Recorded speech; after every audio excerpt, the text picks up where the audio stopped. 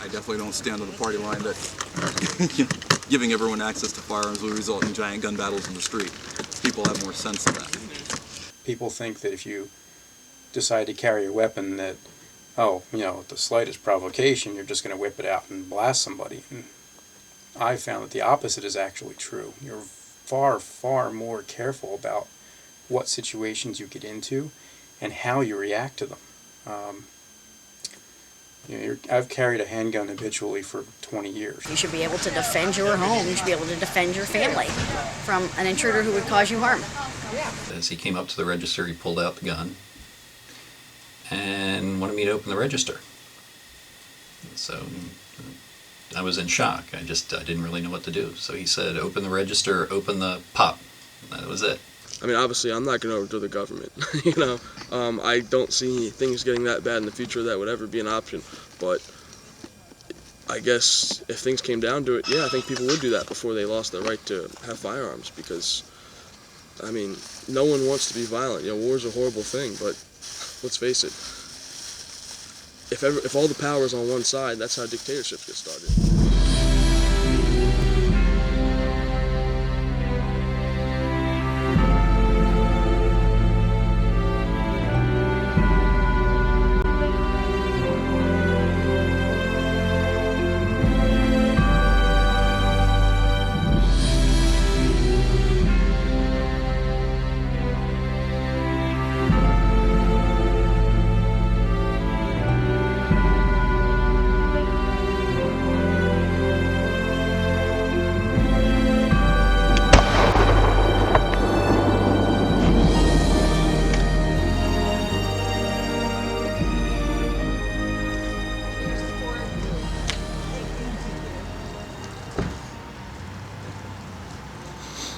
There seems to be increasing amounts of legislation, more gun laws, and gun law advocates don't seem to ever be satisfied with it. So if the ultimate, worst case scenario, Australia, and all private ownership of guns is repealed, what would be your take on that? No, I absolutely would be against that. I think, if you outlaw guns, bad guys still have guns because they're bad guys. The people who would suffer would be law-abiding citizens that just need to protect themselves. We have states like Florida and Oklahoma passing stand your ground laws. What would your reaction to that be? I would vote for it. Actually, I did with the Castle Doctrine that we just voted for before we left Harrisburg.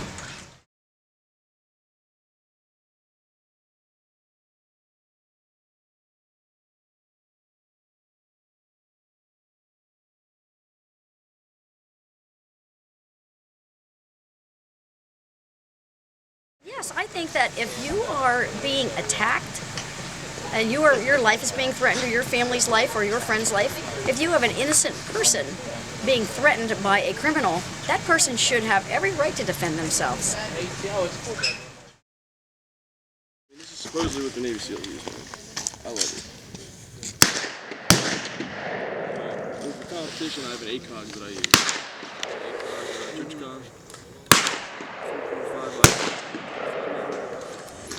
I definitely don't stand on the party line that giving everyone access to firearms will result in giant gun battles in the street. People have more sense than that.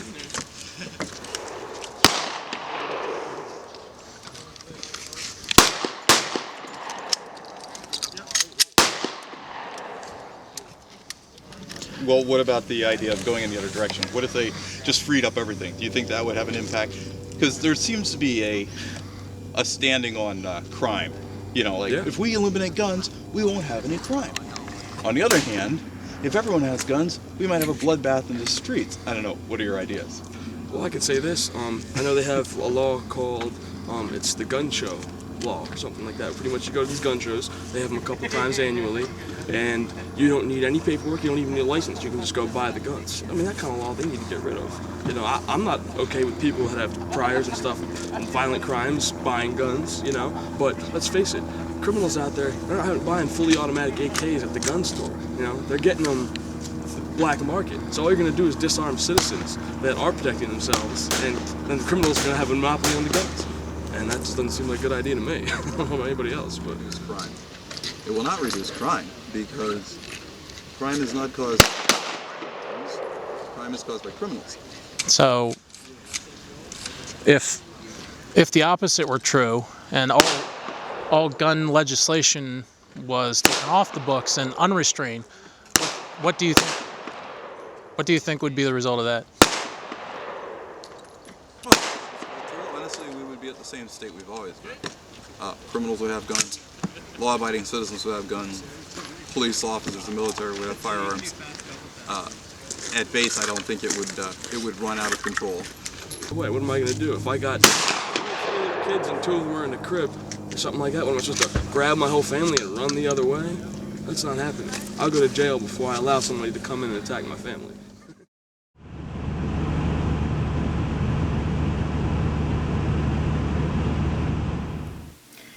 I have been a unarmed self-defense instructor for several years.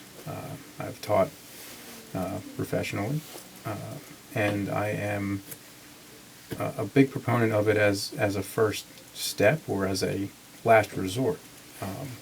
It is not the most efficient means of self-defense, and it's not for everyone. You can teach anyone. You can give anyone in the world a chance with the right techniques, and if you're a good instructor and they're a good student. But against multiple attackers or armed attackers, intoxicated attackers, just plain old criminals that don't attack you when you're ready for them and got your dukes up, you need a better advantage. You need a better equalizer.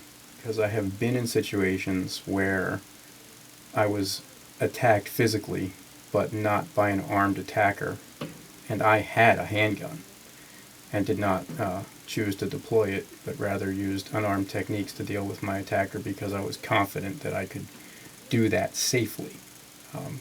That's a big gamble.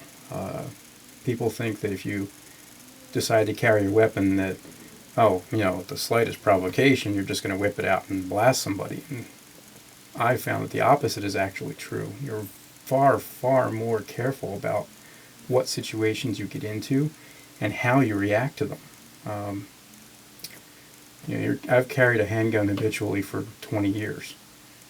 If you're really serious about protecting yourself, if you're really serious about being the one that goes home safe, get a handgun, learn how to use it, and get a permit. The amendment reads, shall not be infringed, which means that any test you put on it, any license you attach to it, any fees you attach to it, are all things that a hostile government could use to restrict a person's ability to exercise that right. A poll tax is a good historical example. We don't really want these people to vote, so we're going to say they're allowed to vote, but they've got to come up with $600, in order to go to the voting booths. Oh, look, they're all poor, huh? That's not going to work, is it? Oh well, we gave them the right.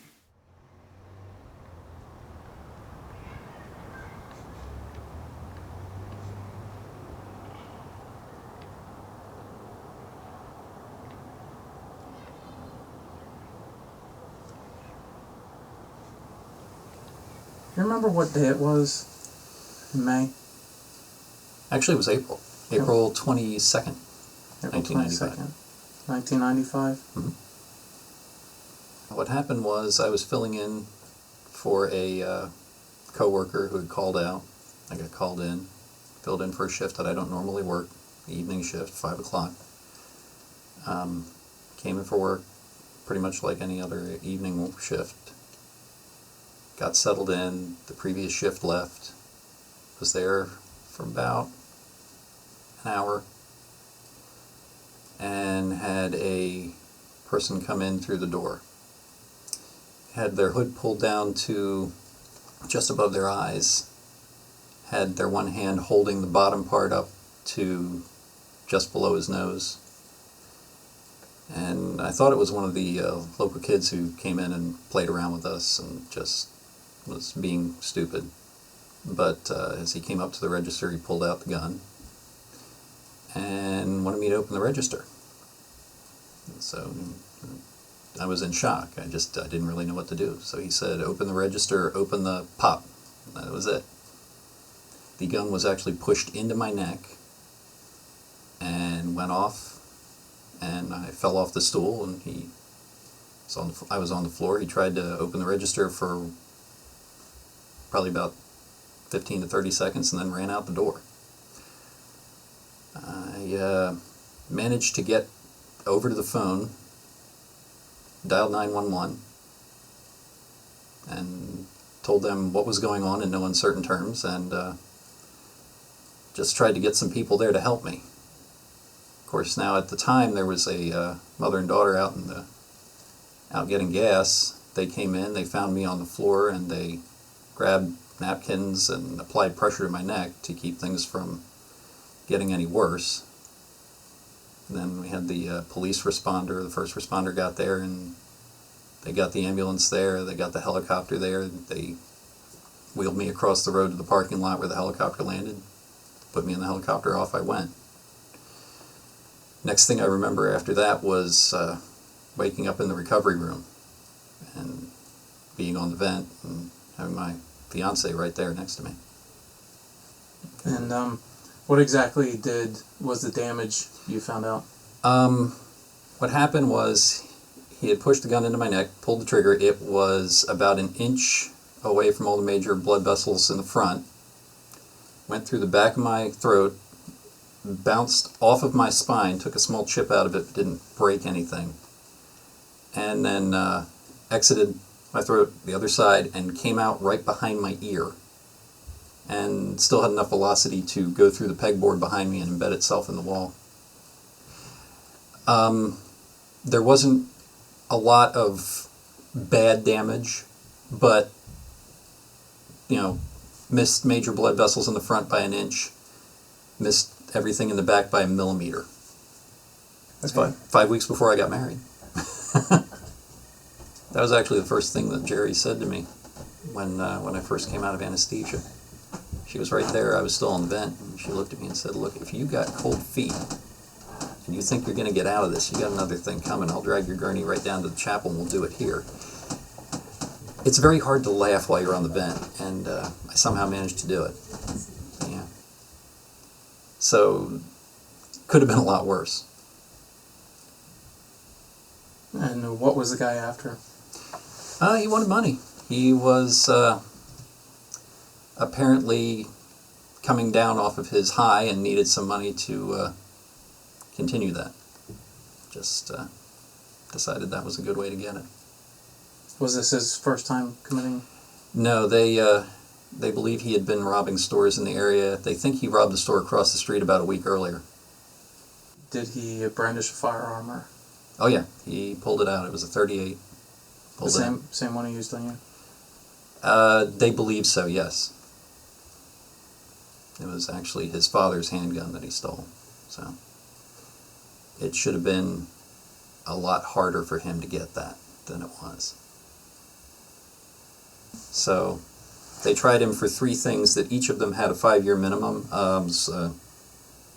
Possession of a handgun without a permit, discharging a firearm, and there was a third one that I don't remember off the top of my head. But each of those had a 5-year minimum. So theoretically, he should have been in for 15 years minimum. The judge ran all 3 of them concurrent. So he was basically, by the time he got his first parole, he was only in for like 6 years, 8 months. Did he have any other firearm charges?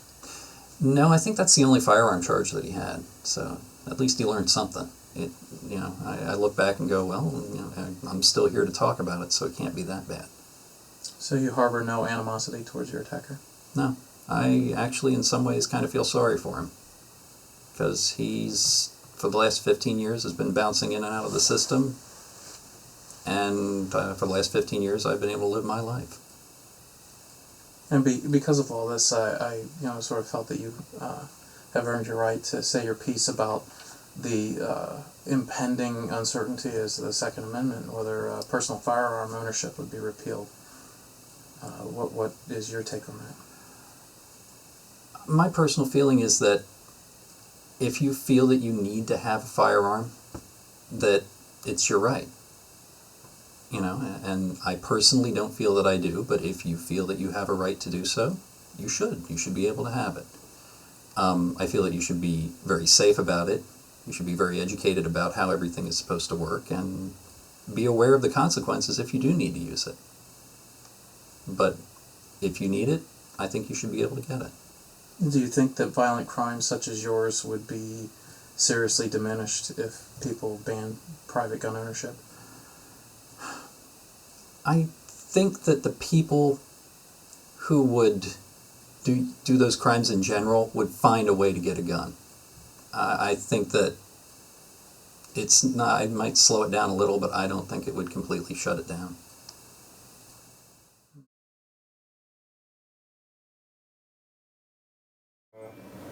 What's your current retired rank? Specialist E4.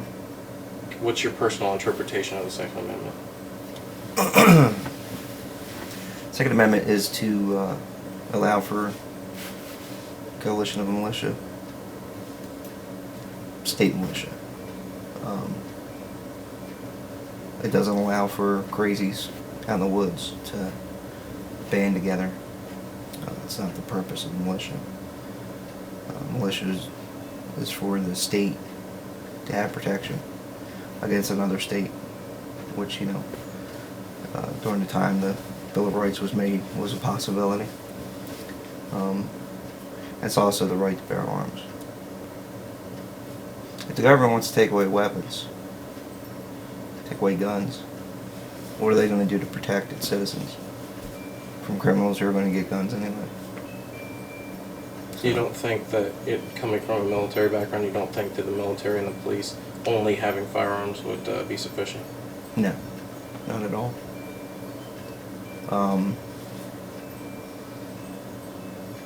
In my experience in Iraq, they, during Saddam Hussein's reign, they weren't allowed to own firearms, weapons. See how that worked out in a dictator government. Had the populace been armed in such a manner during Saddam's reign, what do you think their chances would have been of overthrowing him and restoring freedom there? I've been 120% better. Saddam Hussein had a small ring of thugs, basically. It's like a modern-day mafia.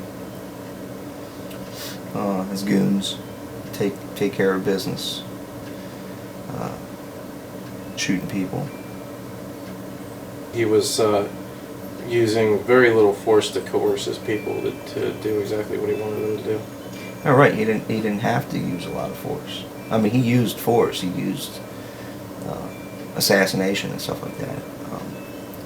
But without a means to protect yourself, what are you going to do? I believe that anybody who puts on a uniform, whether it's military, police,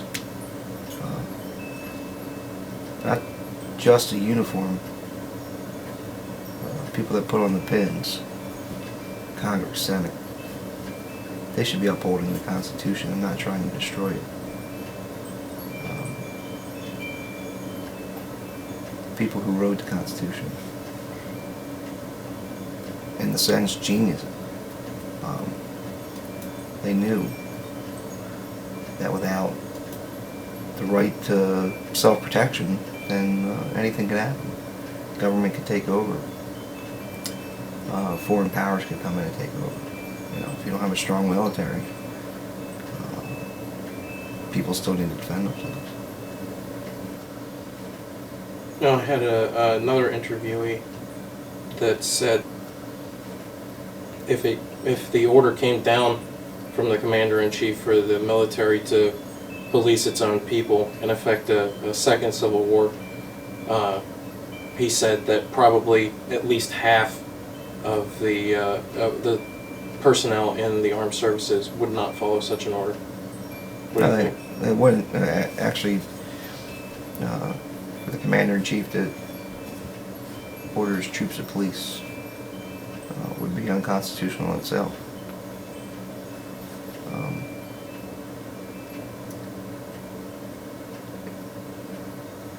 mean, people that don't want the weapons and firearms, obviously, are number one, they're in it for political reasons.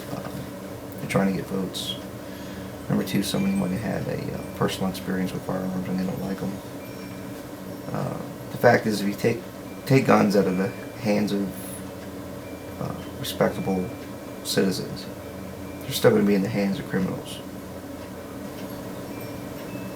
Has your life in any way been touched by firearm violence? In this country, no.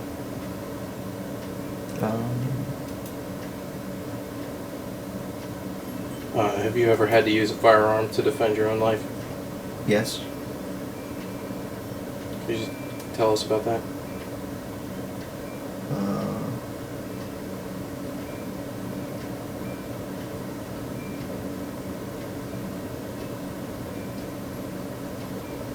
Used in Iraq. So. If you're not comfortable. That's right.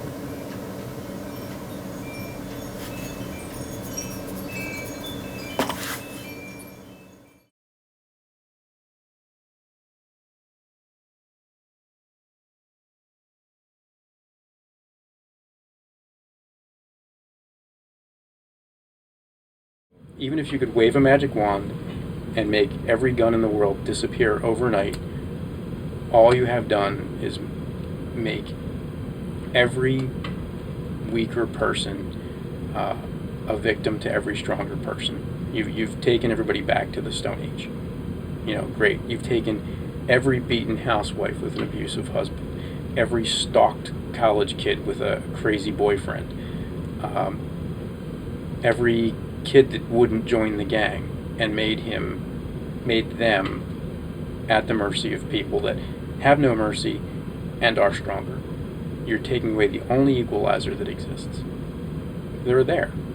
The bad guys are always going to have them, and the only sane response is to choose, if you know that you're in a situation, you're in harm's way, to choose to exercise the responsibility and your right to defend yourself and to do so efficiently. And that means handguns.